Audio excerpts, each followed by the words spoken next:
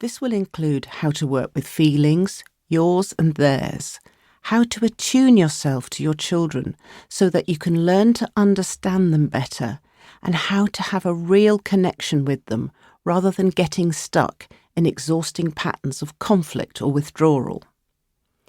I take the long-term view on parenting rather than a tips and tricks approach. I'm interested in how we can relate to our children rather than how we can manipulate them. In this book, I encourage you to look at your own babyhood and childhood experiences so that you can pass on the good that was done to you by your own upbringing and hold back on the less helpful aspects of it.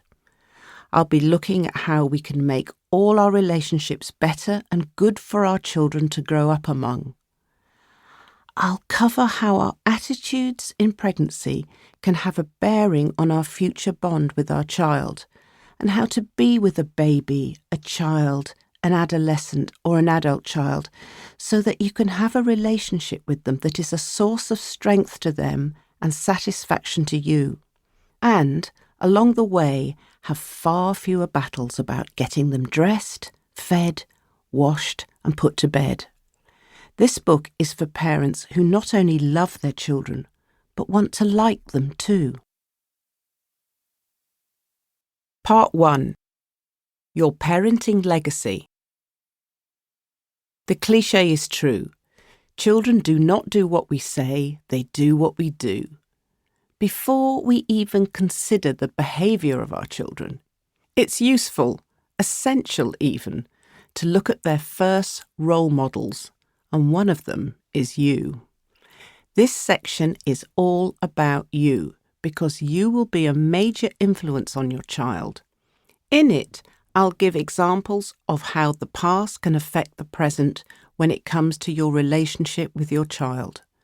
I will talk about how a child can often trigger old feelings in us that we then mistakenly act on in our dealings with them. I'll also be looking at the importance of examining our own inner critic, so we do not pass too much of its damaging effects onto the next generation. The past comes back to bite us and our children. A child needs warmth and acceptance, physical touch, your physical presence, love plus boundaries, understanding, play with people of all ages, soothing experiences, and a lot of your attention and your time. Oh, so that's simple then. The book can end here, except it can't, because things get in the way. Your life can get in the way. Circumstances, childcare, money, school, work, lack of time, busyness. And this is not an exhaustive list, as you know. But what can get in the way more than any of this, however, is what was given to us when we ourselves were babies and children. If we don't look at how we were brought up and the legacy of that, it can come back to bite us. You might have found yourself saying something along the lines of, "I opened my mouth and my mother's words came out." Of course, if theirs were words that made you feel wanted, loved and safe as a child, that would be fine. But so often they are words that did the opposite.